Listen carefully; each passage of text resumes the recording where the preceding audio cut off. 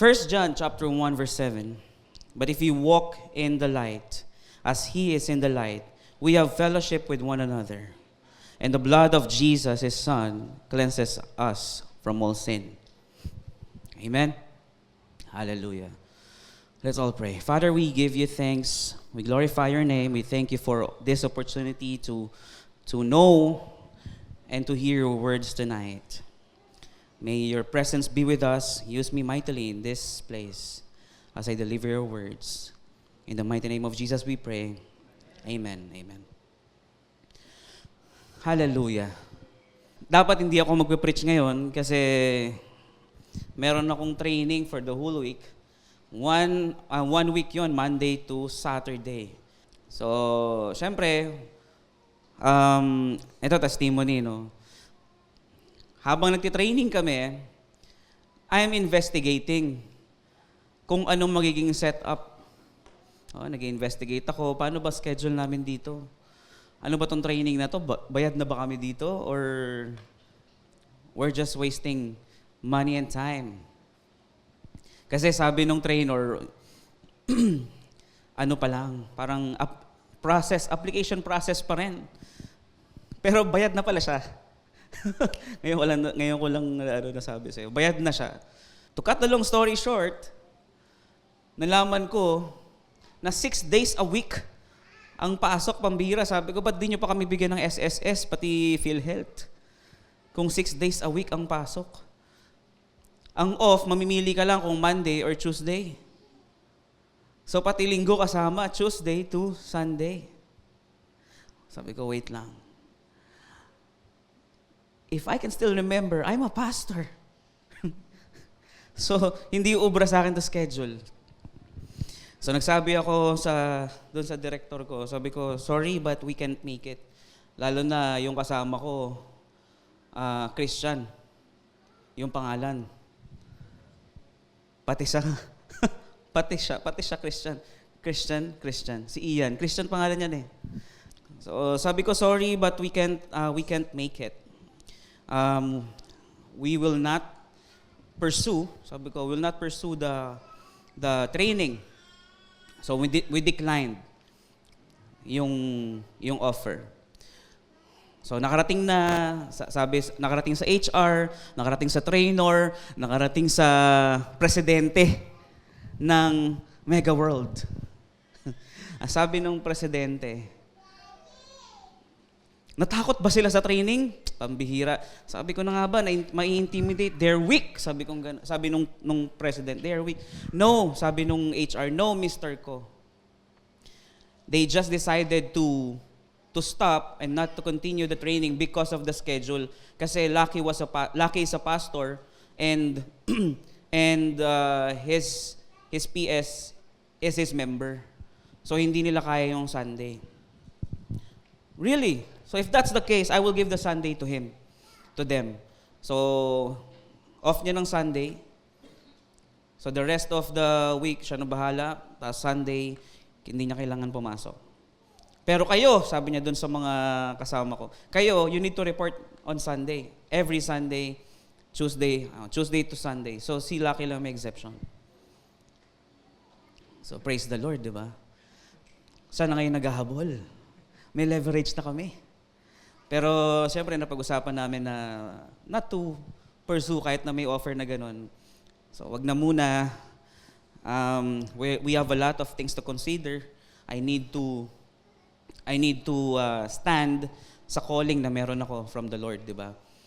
Sabi, what profits a man if he gains the whole world but loses his only soul? Diba? Ang problema, hindi pa nga nagigain yung whole world eh. Na-loss mo na yung soul mo.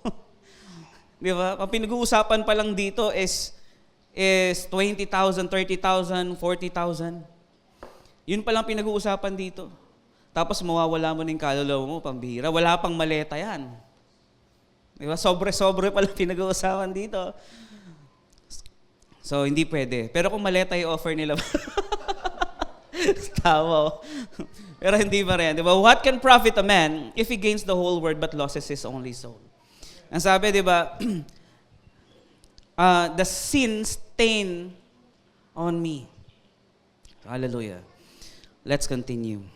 So the title of our topic for tonight is Restored to Original Design. So are you excited? So restored to original design. We are restored to original design. Sabi mo sa katabi mo, you are restored to your original design. Hallelujah. The greatest tragedy in life is not sin. Do you know that? Sabi mo sa katabi mo, hindi pala kasalanan ang pinakamalalang bagay sa mundo. The greatest tragedy in life is not sin. So tanong niyo ako ano yun? It is living without understanding who you are. If you don't know who you are, that is the greatest tragedy in life. Alam niyo ba kung gaano ka-importante ang pangalan ng tao? Di ba? Amen. Kaya pansinin niyo sa Biblia, ang hilig magbago ng pangalan ni Jesus. Tama? Yung mga merong matinding purpose sa kanilang mga buhay, binabago ng Diyos ang kanilang pangalan. God, the Lord Jesus Christ is replacing or changing their identity to their original design. Amen. Kilala niyo ba si Paul? Ano bang original na pangalan? Ano ba yung past name niya? Saul. Si Peter, dati niyang pangalan ay Simon, di ba? Ang ibig sabihin ng Peter ay on this rock, di ba? Rock. On this rock, ang sabi ni Jesus, I will build my church. Kaya naging Saint Peter. Dami lumabas Saint Peter, pambira. Kasi alam nila, on this rock, I will build my church. But take note of this. Si Lucy, kilala niyo si Lucy? Lucifer, nung siya ay pinalabas o tinapon mula sa langit, anong nawala sa kanya? Anong nawala sa kanya? Pakpak? Yan, exactly. Nawalan siya ng pangalan. Ano nang pangalan niya ngayon? Anong pangalan niya? Santanas, di ba? Actually, Lucifer now has no name. Wala na siyang pangalan. Kaya nga siya tinawag na Satan kasi wala na siyang pangalan. Ano na lang siya ngayon? Ang tinatawag sa kanya is his character. Rebellious. Ibig sabihin ng Satan is rebellion. So wala nang pangalan si Lucifer. Yun ang pinakamahirap at pinakamasakit na mangyari sa buhay mo. Yung mawalan ka ng identity. Di ba?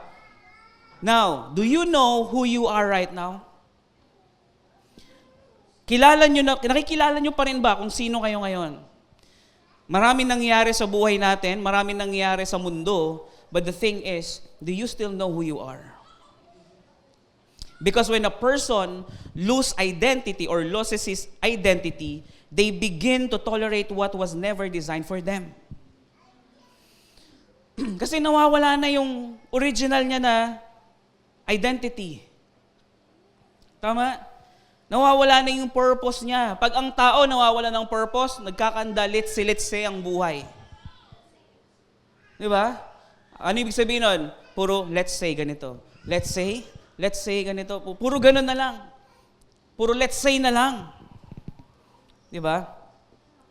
Ang daming nangyari, nawala ng identity dun sa mga past na nangyari sa amin. Ang daming taong nawalan ng identity. Ang bunga na naging pastor until now is Mark. Yung nandun ngayon sa church na tinayo mo. Si Butch, yeah? Naalala niyo ba? Yeah, so si Butch, di ba? Alam niyo na ngayon. So nabanggit niya sa akin before na marami siyang dinidisciple sa yours. Okay? Sa yours. Dahil alam niya yung identity niya, hindi siya nagpadaig sa kung ano yung nararamdaman niya. Di ba? Kung sino yung mga nakakilala kay Butch dito, alam niya kung ano yung naging struggle niya. Di ba? Pero Despite of his strong emotion and feelings, hindi siya nagpatalo doon. Ang inisip niya pa rin, his identity with God.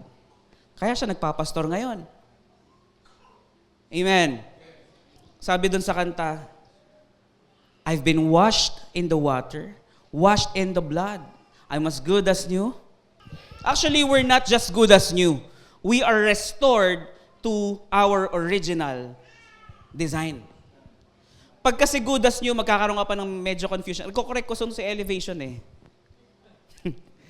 Dadalhin natin sa elevation yung kingdom. Parang pangalan nila magiging kingdom elevation or elevated kingdom. Ganda, no? Magsasuggest ako kay Pastor Stephen Furtick. We are restored to our original design. Alam nyo ba mas matindi kung ikaw ay nabalik sa original design mo?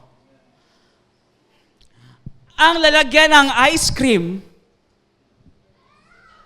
original design is ice cream container. Kaya ang disappointment mo, pag nakita mo siya sa freezer, binuksan mo ang laman, isda. Pag hinugasan mo yung container ng ice cream, good as new. Tama ba? Pero hindi siya restored to its original design. Kasi ang ginagawa ng tao, nilalagyan ng isda, pero may logo pa rin ng Rocky Road. Hello, are you still there? So hindi porket good as new, okay na yon. You need to know what is your original design. Amen. Kagabi pinag-uusapan namin, ano bang purpose mo sa mundo? But you really need to know what is your purpose here on earth. Lahat tayo, may kanya-kanya tayong purpose about isa. Tama? Meron ka nakasama before, sobrang close nyo dati, pero ngayon hindi na kayo close. Bakit? That person already served his purpose to your life. Kaya ka nandyan ngayon sa kinauupuan mo, may ambag yung tao na yon. Tama? Kaya don't despise them. Huwag tayong masyadong lalaki ulo natin. Magaling na ako, hindi ko na kailangan tong taon to. Hello? Alam niyo ba, madalas, pagka magkasama kami ni Papa, sinasabi nila, ang pogi naman ng anak mo, Pastor. Siyempre, pambira. Kundi dahil sa ama ko. Walang ganito. Pero si Papa, sasabihin din niya, siyempre, tingnan niyo naman yung picture ko nung kabataan ako.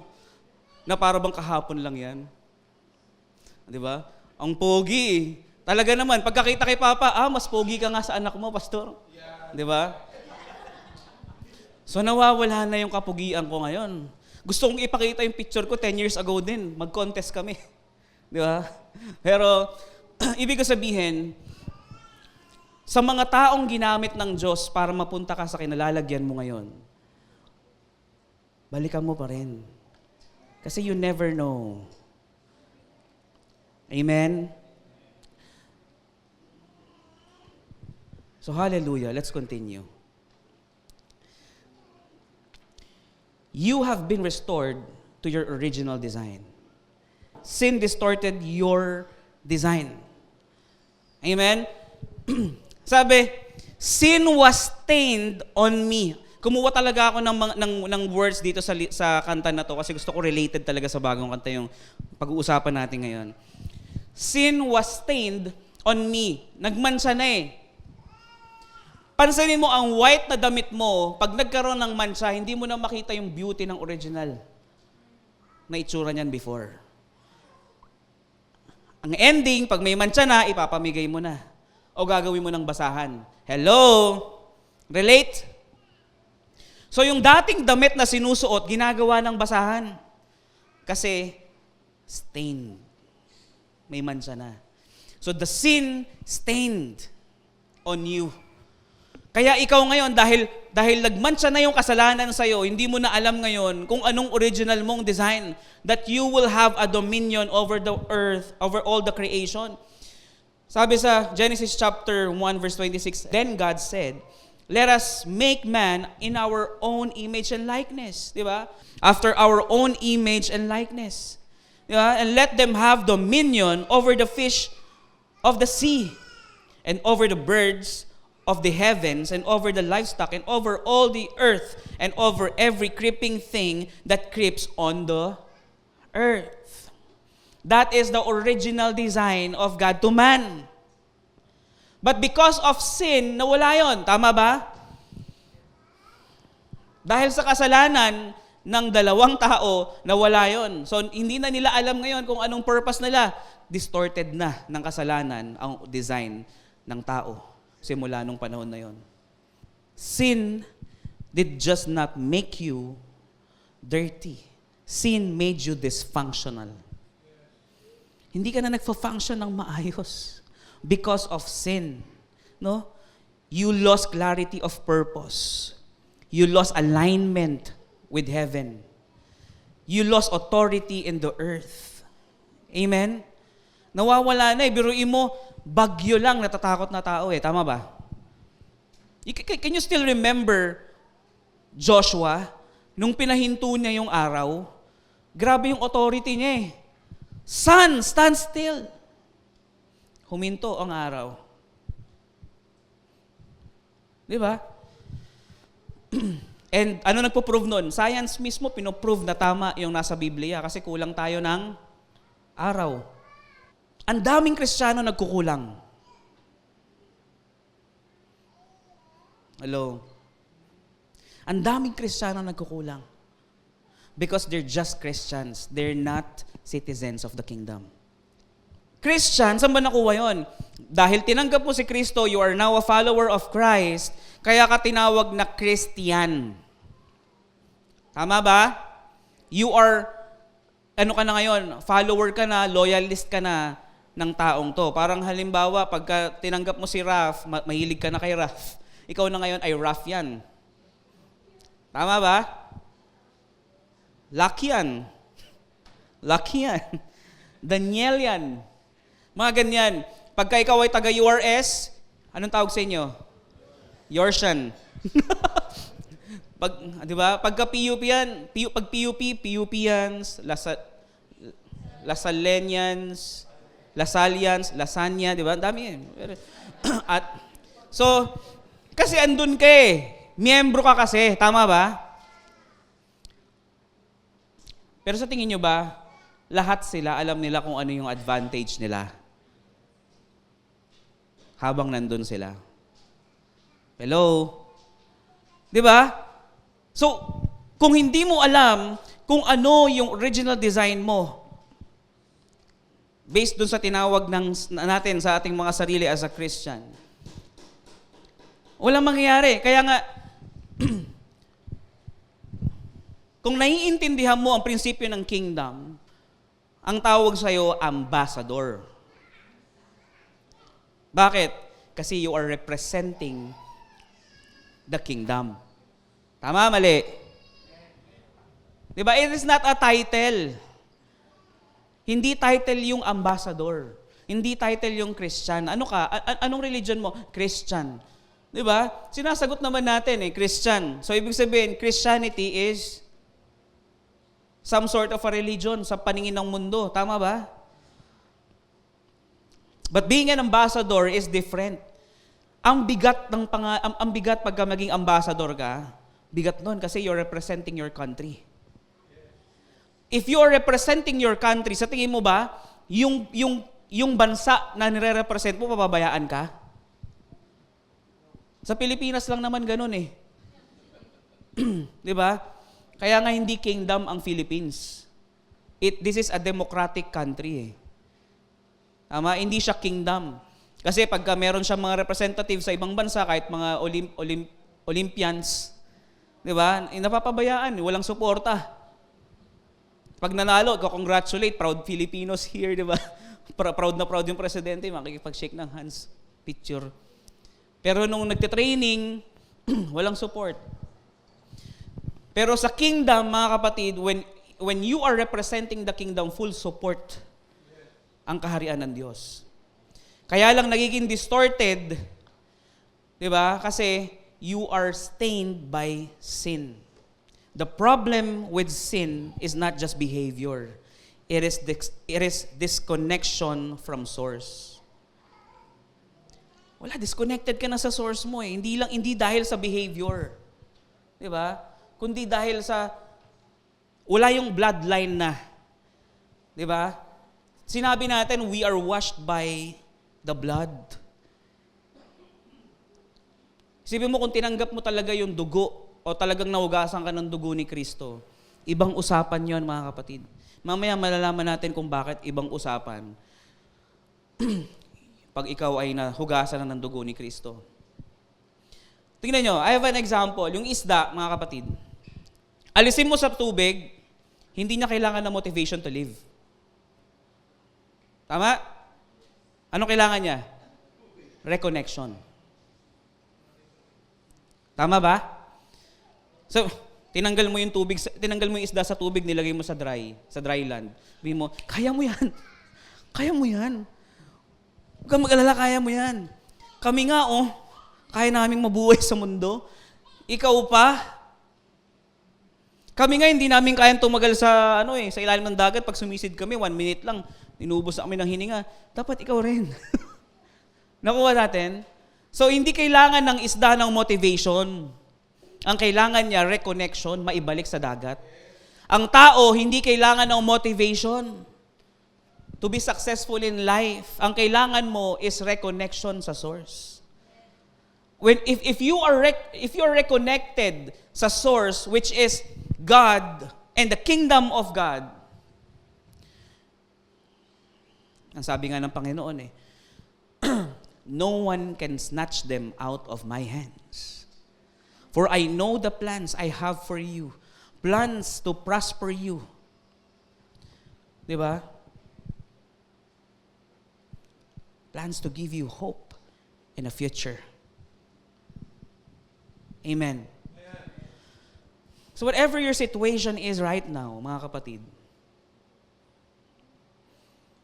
hindi yan dahil sa sobra kasi kasalanan mo. It is because you are distorted by sin.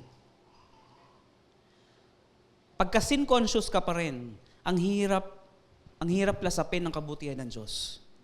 Kaya nga sabi, lagi namin sinasabi, until now, we need to be righteous conscious.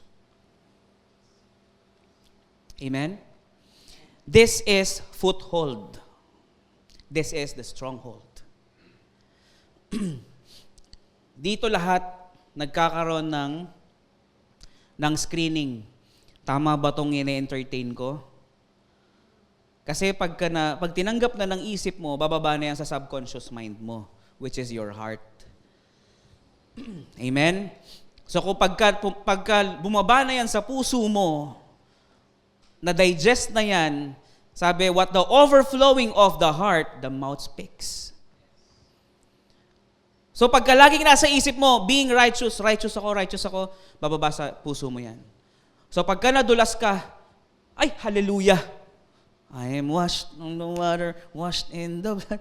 Di ba? Pero, gusto mo malaman kung ano ang laman ng puso ng katabi mo? Gulatin mo.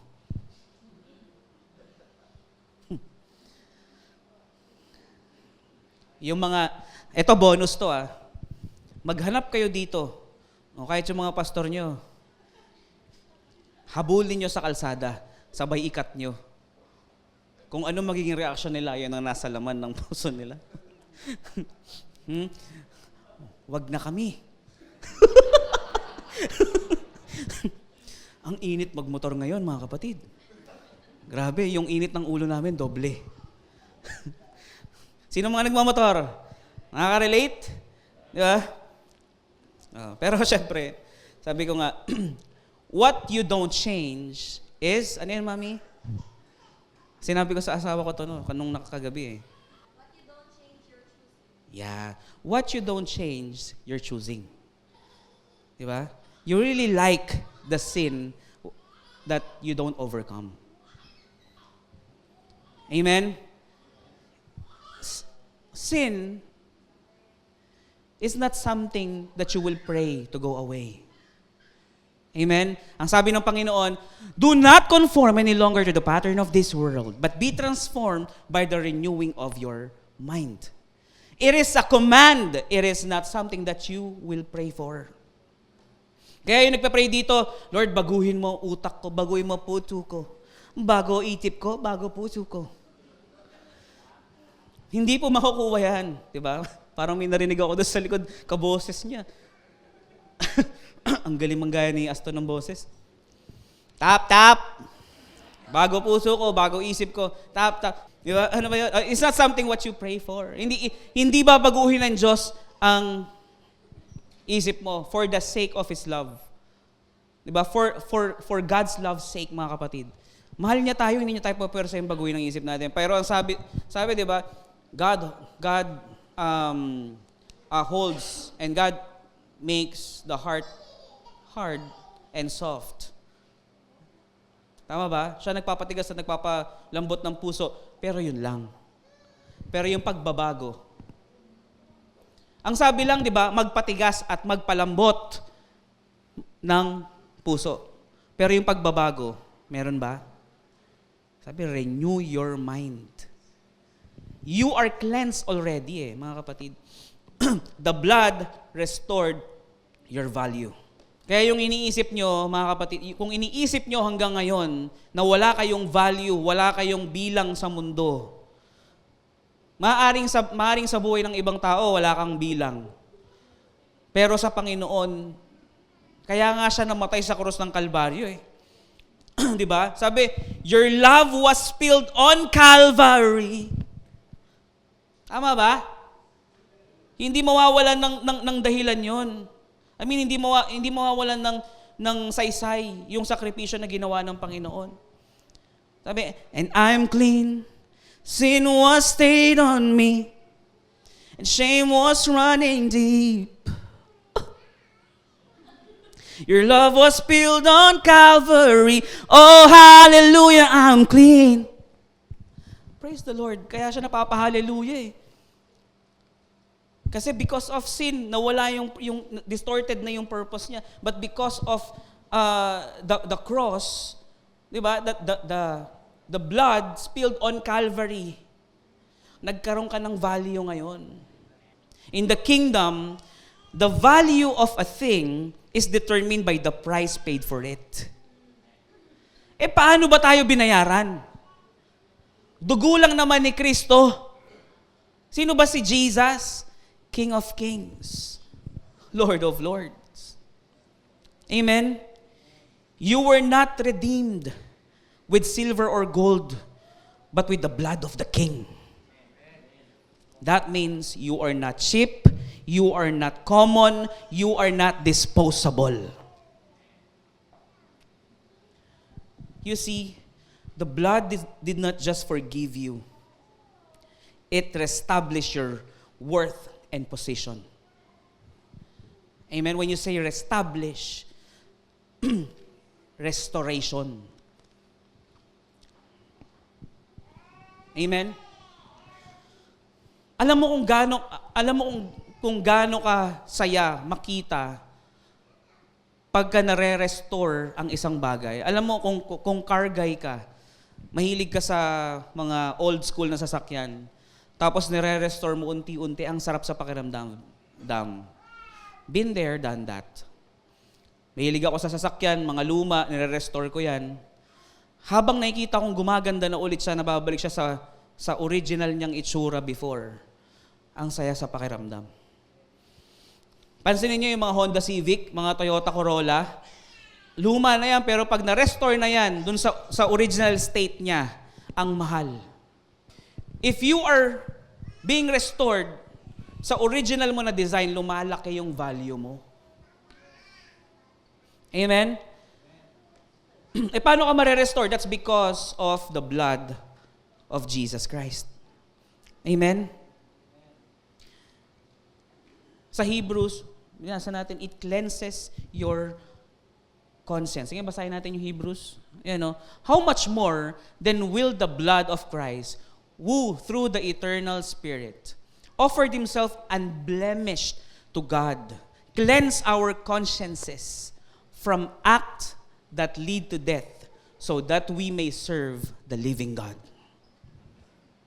Ibig sabihin, when we are serving the living God, kailangan cleanse talaga. Amen? You cannot serve the living God with you distorted by sin. When we are serving the living God, we are not serving Him for us to be cleansed. We are serving Him because we are cleansed. Why is that important? Because God cannot use a person who still thinks like a slave. Dahil itinuring niya tayong anak. Amen? Number 3, you are already cleansed. Ang sabi niya, I'm standing in your victory. Diba? The problem is not that God hasn't cleaned you. The problem is you are still thinking like you're dirty. Sa kanta lang yun. Sa kanta lang yung dirty ka. Sa mga worldly songs. But in the kingdom, you don't live to be accepted. You live because you are already accepted. Kasi at the first place, hindi ka naman makakapasok sa kaharian ng Diyos kung hindi ka accepted. And you cannot live inside the kingdom kung hindi ka accepted. As a citizen of the kingdom. Tama ba? Ang mangyari nun, pumasok ka sa kingdom, pero dahil bisita ka lang, aalis ka rin doon. Pero nung naging miyembro ka na ng pamilya at ng kaharian ng Diyos, you get to live inside the kingdom. Now, if you are living inside the kingdom, you can enjoy the perks. May perks yan eh. May advantage lahat may advantage sa loob ng kingdom. Isipin mo na lahat yon. Sa crisis ngayon, mga kapatid, ang layo sa kingdom ng Pilipinas. Yung iba kahit hindi kingdom, nagagawa nila ng paraan yung oil price hike eh. 'Di ba? Yung nakolekta nila sa tax ng mga tao, yun yung ginagamit nila para hindi tumaas yung presyo ng langis. Dito sa Pilipinas, hindi na nga ginamit yung tax. Pinalaki pa. 'Di ba? Pero yung mga langis na yan, nandito na sa Pilipinas yan bago pa maibalita yung krisis. Yung gera. Pero pagkabalita, biglang taas no? This is our opportunity. Mga businessman, Ngayon, hindi ko na makita yung napanood ko na yung mantika, yung mga used oil, kaya niyang gawing biodiesel. Wala na siya. Wala na siya ngayon, hindi ko na makita. Hinahanap ko, deleted na yung video niya. Grabe, di ba? Pero sa kingdom, lahat yan suportado. Lahat yan supplied. Pero, mga kapatid, pag hindi ka nagfa-function based on your purpose, bakit ka susuplayan ng kaharian? Di ba? If you don't function in your purpose, no supply will be granted. Amen. Kaya maraming Kristiyano, ang struggle talaga pagdating sa supply kasi nga they are distorted by sin. Kita mo, kahit hindi marangya ang buhay ng isang Kristiyano, pero nire-represent niya ang kaharian. Nire-represent niya yung country. Alam niya yung karapatan niya sa loob ng kaharian ng Diyos, mga kapatid. Pansinin niyo mabuti. Kahit na hindi ganong karangya ang buhay niya, meron kayong maririnig na testimony, hindi nagkulang ang Diyos sa buhay ko. Tama? Makakarinig kayo ng testimony, laging sakto kumilos ang Diyos sa buhay ko. Hindi ko ma-imagine kung paano nangyari, but I am just serving my purpose. Pero bigla na lang dumarating yung mga provision at supply. Gumagamit ang Diyos ng tao para ibigay ang pangangailangan ko. Nakarinig kayo ng ganyan? Di ba? Siguro yung iba, alam ko lahat tayo dito naranasan yan. Hindi lang natetestify dito kasi nakalimutan na. Tama? Ang mga nakakapag-testify lang dito, yung mga fresh pa. Yung kahapon lang kumilos ang Diyos sa buhay nila. Ganun. Di ba? Pero pag yung mga 1 month na expired na yon, hindi mo na pwedeng i-testimony. Nakakalimutan na eh. Kaya pag may nangyayaring maganda sa inyo, or kahit hindi maganda, Kasi I consider that blessing yung hindi kami tumuloy dahil sa ano na yon. Kasi kung hindi dahil doon, wala ako dito ngayon. Nasa Paranaque kami. Kasi nandun yung training ngayong araw. So I'm thankful. Diba? Whatever happens, I'm really thankful and I'm grateful sa ginagawa ng Diyos sa buhay ko. I'm just functioning according to the will and purpose of the Lord. Bahala na siyang mag-supply. Amen. Sinong gusto ng ganun? Kita niyo mabuti ha. Yung mga malalaki ang kinikita, malaki rin ang gastos. Kung kumikita ng 100,000 a month, halimbawa lang naman, yung binabayaran niyan, nasa 50,000 a month. 60, 70. Kasi syempre, cost of living, di ba? The more your earnings goes high, yung way of living mo, nagbabago din eh. Di ba? Kasi nakita mo, kaya ko nang bumili ng ganito, bibili ka na. Kaya ko nang mag-iPhone 24 Pro Max extended version. Di ba? Bibili ka na kasi kaya na ng earnings mo eh. Tama ba? Pero yung mga maliliit ang kinikita, halimbawa nasa 10,000 a month o 15,000 a month, yung expenses nila, sakto lang din doon. Tama? So parehas pa rin silang buhay. Amen. Ibig sabihin, it's not about how big your income is. It's about the way you live.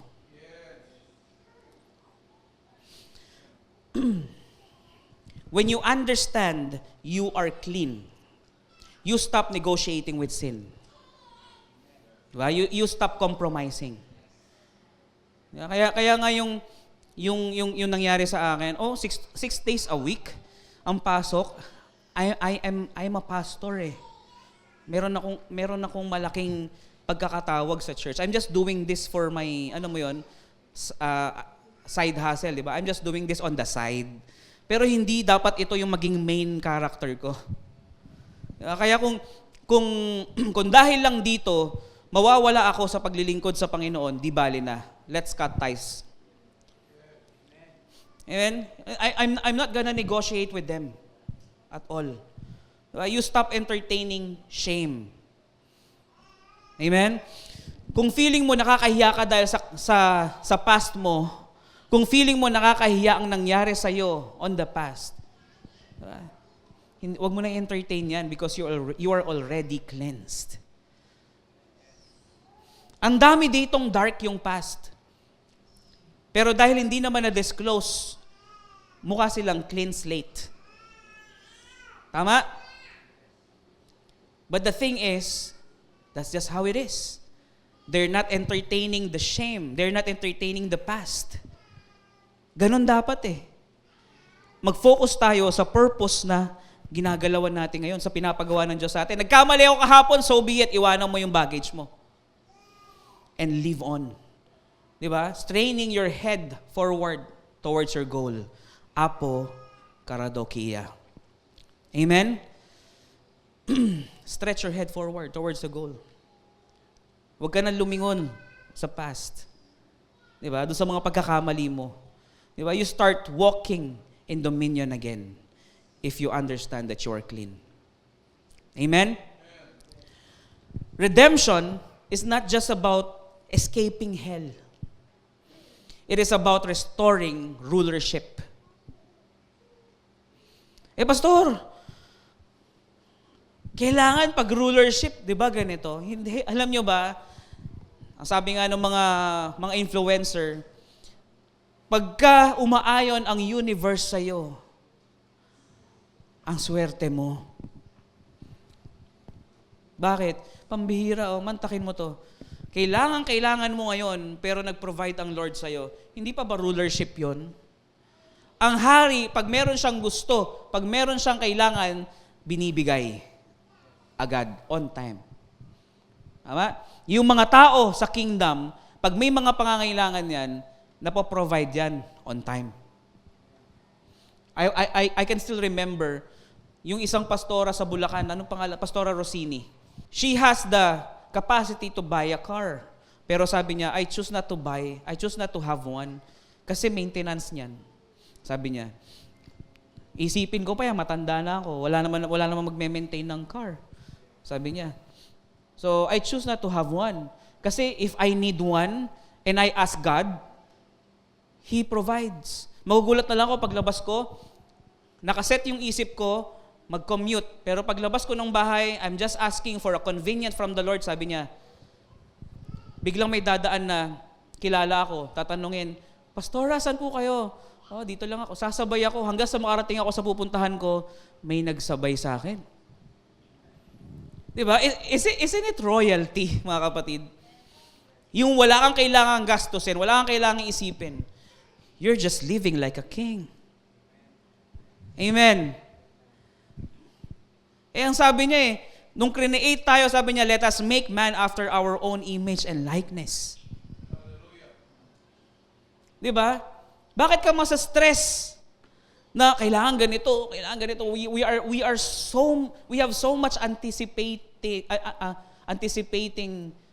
we are anticipating so much things in our lives. Diba? Baka kasi pag nagaganito, tayo natin iniisip.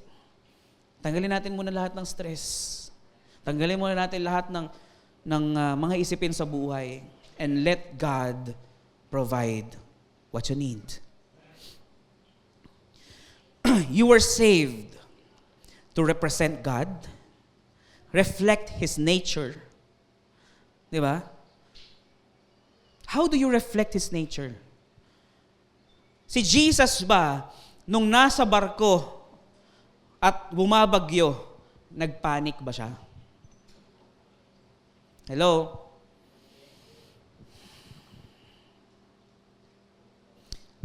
Tulog no?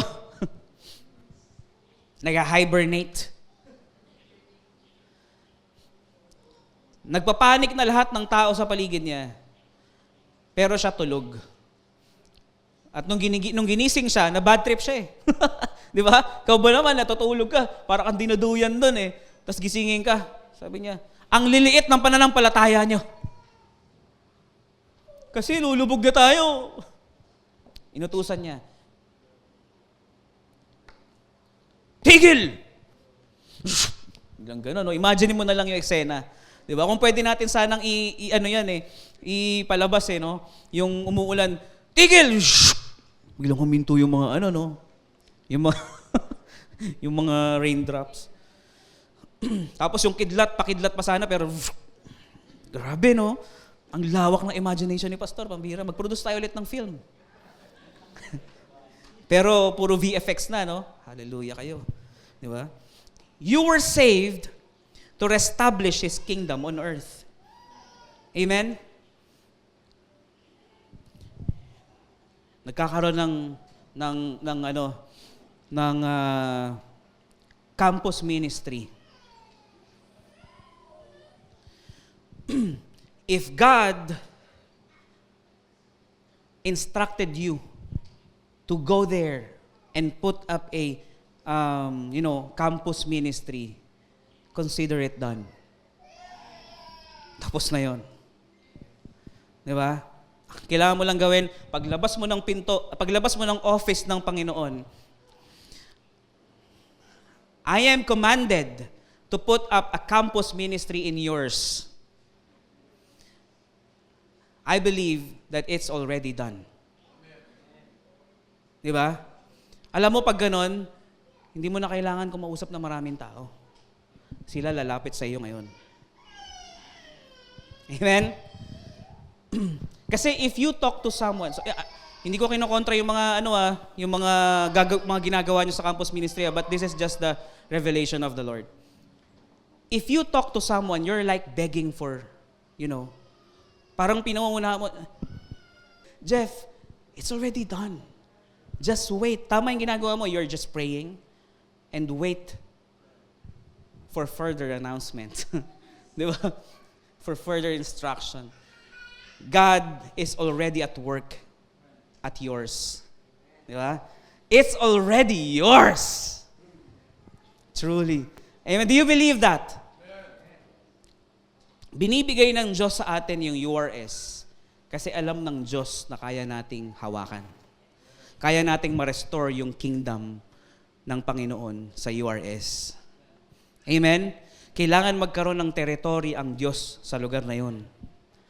Amen? Amen ba yun? Hallelujah. You don't need to pitch a lot. If they're not asking you to pitch, don't pitch. Next time, pag nakita ka nila, iiwasan ka na nila. Matutuloy yung plano? Hindi. Kasi iniiwasan ka na nila eh. Oh, ayan na si Jeff, magpipitch na naman yan. If they don't ask you to pitch, don't pitch. Amen? Isang araw, may magiging sitwasyon na ikaw yung magniningning. Ikaw yung makikita nila. Then that time, they will ask you, Jeff, anong kailangan natin gawin? Bricks, anong dapat natin gawin? Ang ganda nung desisyon na ginawa mo. Di ba? Che, dati ayaw mo kong pansinin. Ganun. So ngayon, may leverage ka na. Kasi pag kayo ang nakiusap na yan, may leverage na sila sa inyo. Tama? Tingnan nyo mabuti. Pag nagkasala ka sa isang tao, may leverage na sa sayo. Tama? Nagkasala ako kay Raf, nagkamali ako against him. So may leverage na siya ngayon sa akin. Tama ba, mali? Ganon ang kasalanan. Amen? Pagka sin conscious ka, yung leverage ng kaaway, laging nasa iyo. Tama ba? Naintindihan natin?